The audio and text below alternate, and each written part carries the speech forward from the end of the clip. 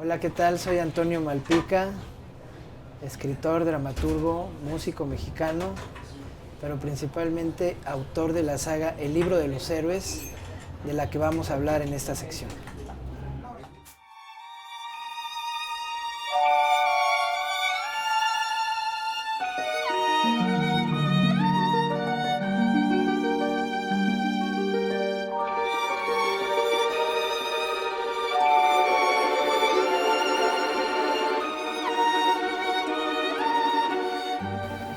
Hola, nosotros somos Liz Ibero y estamos en La Pixarra para entrevistar a Toño Malpica, autor de la saga El Libro de los Héroes.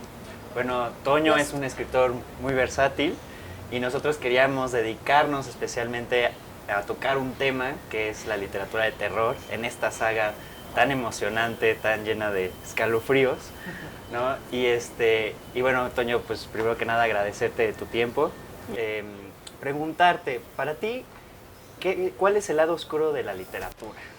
Es una pregunta ahí medio capciosita, pero para ti, ¿cuál es el lado oscuro de la literatura? Pues fíjate que si entramos en rollo de definir literatura, ¿no?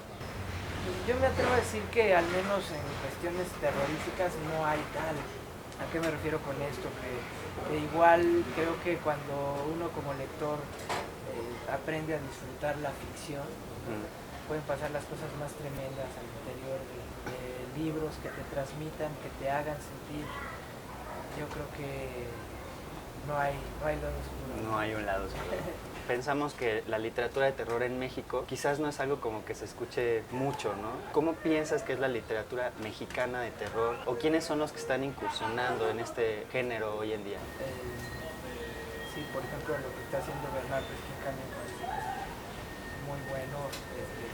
Francisco Ajenbeck también, ¿no? Norma Lazo. Pero pues si ampliamos el espectro, el terror está en toda la literatura mexicana, ¿no? O sea, suena un balazo y todos corremos, ¿no? Sí.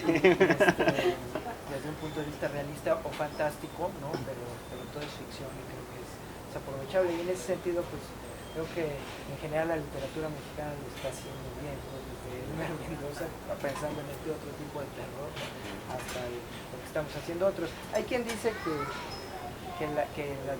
la diferencia está en horror y terror, ¿no? El horror justamente es el que habla de vampiros y hombres lobo y el terror es el que está en las calles, ¿no? ¿Y tú qué opinarías de tus libros?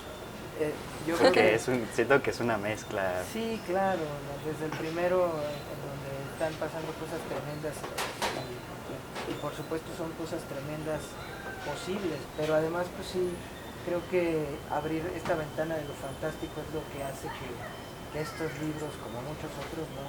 hagan sentir al lector un poquito más a salvo, entre comillas, para que tú como lector sientas a veces ese resguardo. Bueno, Toño, ¿y para ti qué es el mal? Pues yo creo que para empezar es algo inherente, ¿no? Biológicamente estamos hechos para competir, ¿no? Y de pronto meterle la zancadilla al compañero de al lado para que no llegue al mismo tiempo que tú a la meta, pues ahí ya hay un componente maligno, ¿no? El mal sí surge al interior de las personas, pero las deshumaniza y queda tal cual el cascarón, como quien dice, y ese es el que juega como villano, ¿no? En estos libros, que son los demonios. Y los demonios disfrazados, ¿no? Desde tu primer libro, ¿no? 7 esqueletos decapitados, el que se retoma ahora con el gran estreno de la última novela, que es una reflexión sobre miedo y terror, ¿no? Siempre tomando a Farcas, este personaje que tus fans que ya conocen, ¿no? En que Sergio siempre se está debatiendo, ¿no? Entre el miedo y terror. Bueno, ¿tú cómo explicarías cuál es la diferencia? El terror creo que tiene más que ver con esta seguridad, ¿no? De que algo te va a ocurrir o te está ocurriendo, ¿no? Por eso aterrorizar tiene más que ver con eso, ¿no? Con de veras ya causar un daño, ¿no? La certeza. Sí, la certeza de que está ocurriendo algo dañino o que te va a ocurrir en breve, ¿no? No creas, o sea, jugar con el miedo en las novelas o jugar con el terror, ¿no? Sí parece que implica una responsabilidad, pero yo he querido como sacudírmela pensando siempre, porque si no, no hubiera podido escribir ni la primera, que de veras todas las letras son inofensivas, y más en letras que dedicas a niños más jóvenes, ¿no? Que afortunadamente sí puedo decir ya después de 4 libros que no hay problema, ¿no? Si pasa de pronto como con tu hermana que dice, ay, no puedo dormir, pero ahí sí. Pero sí, o sea, el chico sabe perfectamente que está a salvo, ¿no? Y es que encontrarte un vampiro en la calle, encontrarte un violador, pues prefieres escribir eso. Vampiro, claro. Pues sí, la otra pregunta era justamente, ¿dónde creías tú que estaban los límites entre el miedo real y el miedo imaginario? Afortunadamente, o sea, yo creo que está delimitado por esta cubierta, ¿no? O sea, de veras, aunque parezca que pasan cosas tremendas al interior de un libro, de una película o hasta de un falso documental, por ejemplo, sigue siendo ficción, ¿no? O sea, afortunadamente, y ahí es en donde tú puedes hacer eso. O sea, a lo que voy es que no necesariamente estamos hablando de hombres lobos, o de espectros. También es terror imaginario el que no ocurre, el que no está en las primeras planas de los diarios. Por eso yo defiendo tanto la novela negra, porque la novela negra es espantosa, hay un chorro de crímenes, corre la sangre, y tú ves y dices, pues eso podría ser aquí en la Colonia Juárez. Cualquier esquina. Y a la vez no. Entonces, eso es maravilloso, ¿no? De la literatura. Como que causa cierto placer, ¿no? El sentido de... O sea, ¿por qué la gente va a ver películas de terror o por qué le gusta el gore? Y es para sentir miedo. ¿Tú crees que hay un gozo en ese sentido estético que podría haber? ¿Sigues yendo al cine de terror o sigues leyendo libros de terror por lo que te hacen sentir, ¿no? Y porque te gusta sentir sin ponerte en peligro, ¿no? Entonces, sí, yo creo que sí hay un gozo, pero justo porque así lo hemos manejado desde que empezamos a contar historias. Lo que está padre, creérselo por unos segundos, ¿no? Creerse por unos segundos, por unos minutos o por unas páginas que podría ocurrir, ¿no? Y tú te metes y sí. Muy bien, Toña. Y entonces una pregunta un poquito más personal. ¿Cuáles fueron tus miedos de niño y cuáles serían tus miedos hoy? Pues mira, por ejemplo, creo que sí podría decir con cierto orgullo a lo mejor o con cierta tranquilidad que aún de niño no tenía yo como este tipo de miedos metafísicos, ¿no? Okay. A los fantasmas, qué sé yo. Está haciendo los efectos especiales. No, pues tenía más otro tipo de miedos más tangibles, como a ser abandonado, por ejemplo, o perderme en una multitud, que yo creo que eso es súper inherente, ¿no? Es un poco eso, ¿no? De que a pesar de que tú sabes que es ficción, cuesta hacer la desconexión, incluso por esa educación religiosa con la que todos crecimos, ¿no? O sea, que entonces el diablo existe y el diablo puede venir a mi casa hoy mismo, ¿no? Pues, que es con lo que juego yo mucho aquí, ¿no? Pero también es un poco dar esa herramienta a los chicos y no, cuando yo hago las presentaciones de mis libros, yo soy el primer desmitificador de toda esta teoría, ¿no? Digo, olvídense, chavos, no pasa nada. Y ahora, por ejemplo, de grande, pues mis miedos tienen también que ver con cosas más tangibles, ¿no? Por supuesto. O sea, por ejemplo, en el llamado del estirpe, pongo en Sergio esos dos miedos que a mí me afectan profundamente, que es uno, que alguien que yo quiero mucho sea lastimado, que le pasa a ser con Brianda, exacto. No puedo tolerar eso. Y el segundo miedo, que yo creo que es algo que también todos tenemos en el interior, es ¿qué tal que no soy tan buena persona? ¿Qué tal que si yo tengo la oportunidad de asesinar a alguien por bien propio lo hago? No sé, pero son miedos como de ese tipo, ¿no? Y por supuesto a una auditoría, sorpresa, qué sé yo. Háblanos ahora de la colección en sí. ¿Cómo es que surgió el proyecto? Teníamos entendido que estaba pensado en hacer uno solo, pero de repente creció y ahora ya tenemos 4 y esperamos el quinto, ¿no? Sí. Pues la verdad es que fue toda una aventura, ¿no? O sea, desde el principio, para serte sincero, fue aventarme a la alberca sin saber qué tan honda estaba y qué tan larga, ¿no? Qué tan lejos estaba. Pues para mí fue como cuando dices voy a explorar aquí nomás dando la vuelta y de repente ya no regresas, ¿no? O te tardas 3 días en regresar y con un chorro de historias, pues igual. Iba a ser una colección de muchos libros de extranjeros, querían un mexicano, pues yo me apunté. Pero sí es cierto que mientras estaba escribiendo 7 esqueletos decapitados, pues empezó a saltar la idea de toda esta mitología del libro de los héroes, los demonios, los mediadores, ¿no? Todo lo que va detrás de la historia de Sergio Mendoza. Me di cuenta de que no lo iba a poder soltar, ¿no? Y 8 años después aquí estamos, ¿no? Ya con 1, 2, 3, 4. Sí, ya el quinto, y sí, juro solemnemente que con ese termina todo. Y de estos 4 libros, ¿cuál es el que más has disfrutado de escribir, el que te dio más miedo, que no pudiste dormir? Yo creo que todos los he disfrutado mucho, ¿no? Aunque sí diría que el primero, como no sabía yo para dónde iba, ¿no? Lo escribí con esa inocencia de simplemente estar plasmando una historia interesante, ¿no? Y pues en la misma medida de pronto también se sufre, ¿no? O sea, por ejemplo, Nocturno Belfegor, siempre que puedo lo platico, lo escribí en la noche. Pero con Nocturno Belfegor sí me pasaron un par de cositas que sí, de esas que hasta buscas explicación y no hay mucha. Pero en general todos los he disfrutado y padecido por igual. Bueno, ahora hablemos de 2 personajes que creemos Perla y yo son muy importantes y que nos gustaría que nos platicaras cómo ha sido el desarrollo. En este caso obviamente sería Sergio Mendoza, ¿no? ¿Cómo ha sido el proceso o cómo has ido descubriendo este viaje iniciático y además de que pues él va creciendo, va conociéndose?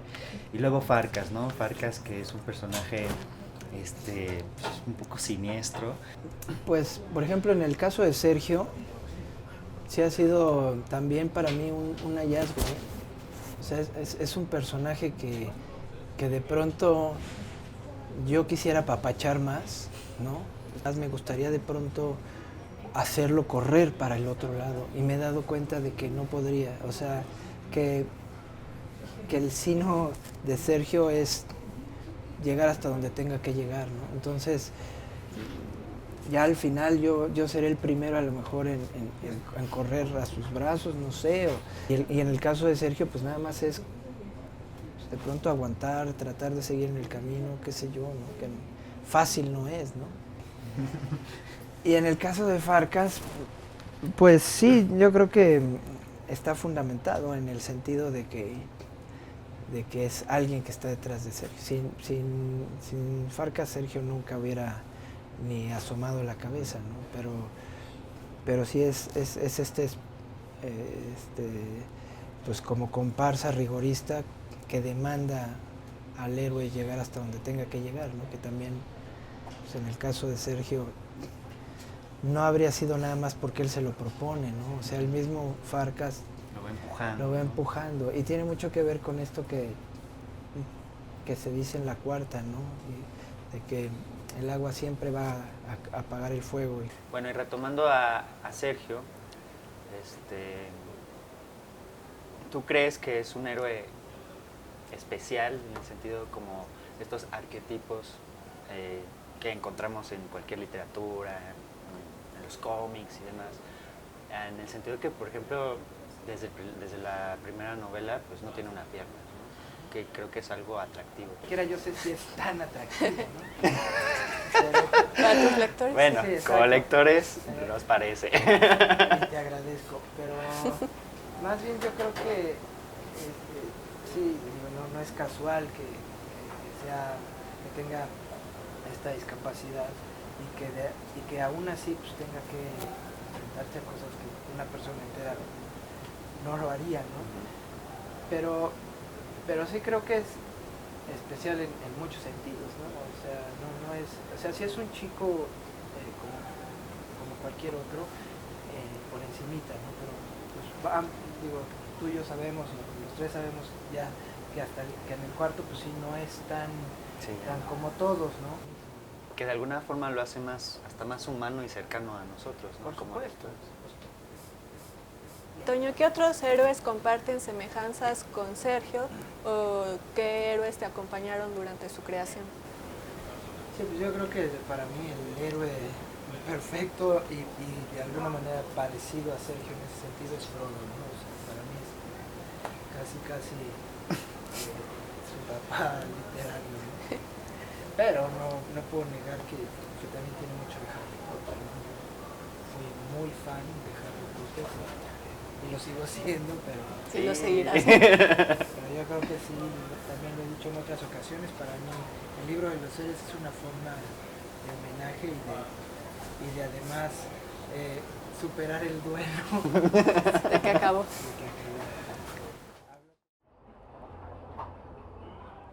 Entonces estamos en un lugar muy especial, ¿no? Sí. La pizarra, pero está en un lugar muy específico. Bien lo sabemos nosotros, pero bueno, para tus fans, tus lectores. Sí. Bueno, tal cual, tanto la pizarra como el expreso central, se puede decir que adquieren una connotación especial al interior de los libros porque son lugares que están en la Plaza Giordano Bruno, hacia donde nos dirigimos, ¿verdad? Pero todo esto es parte de la ficción, ¿verdad? De la saga del libro de los héroes. Esta se puede decir de alguna manera que son las bancas en las que los chicos se reúnen, ¿no? Y bueno, pues al interior de los libros tal vez adquieran, no sé, otro color, ¿no? Otra dimensión, ¿no? Pero tal cual, efectivamente, todo ocurre aquí. Tal cual vamos a ahorita hacerle los honores a Giordano Bruno, que tiene capital importancia, lo sabemos en los 4 libros, ¿no?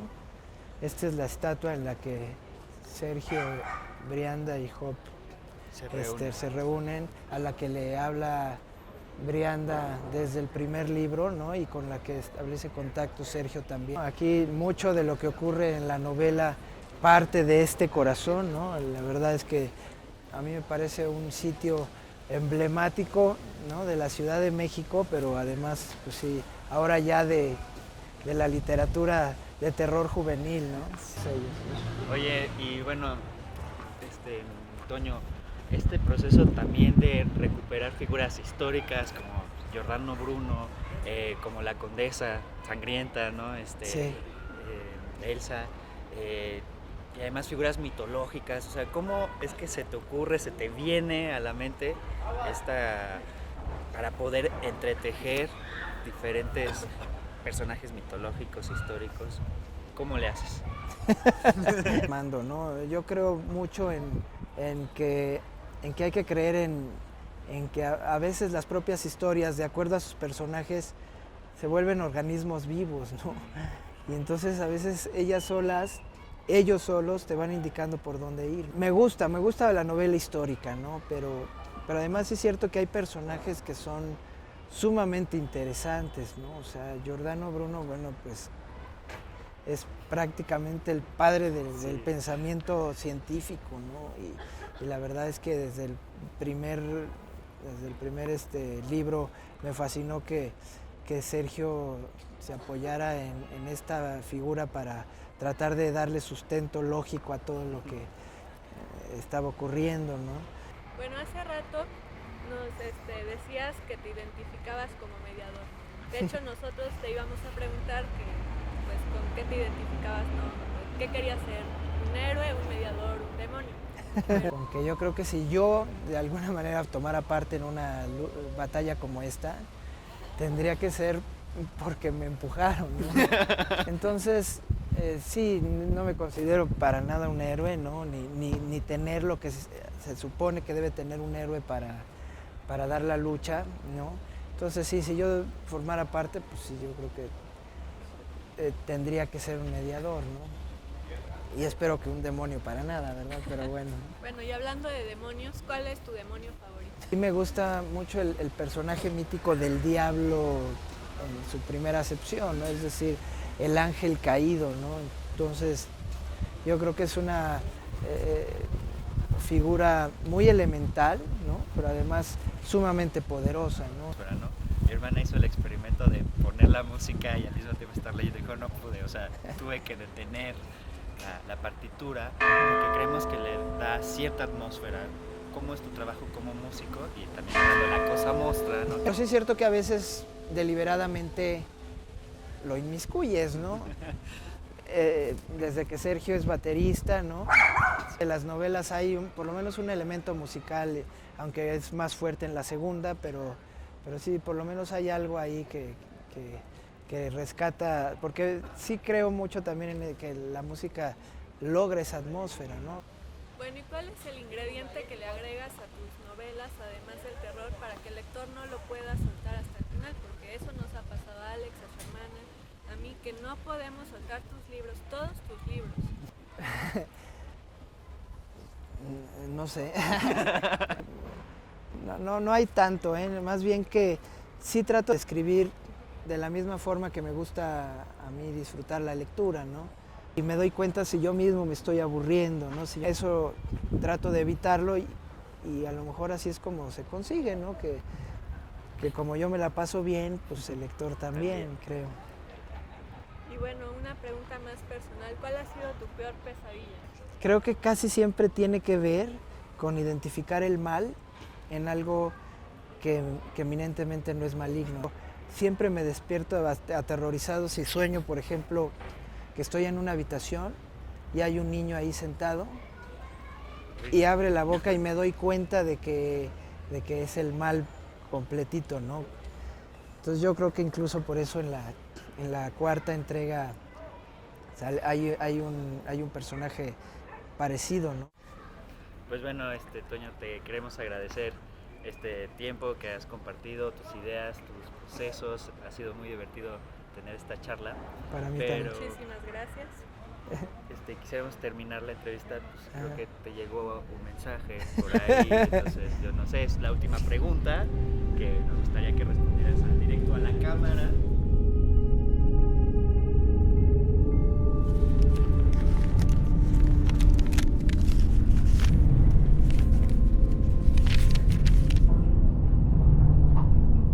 Bastante poco. Y lo he comprobado. Cuando hay un ruidito en la noche en mi casa, me tapo con todas las cobijas y digo hasta aquí llegué.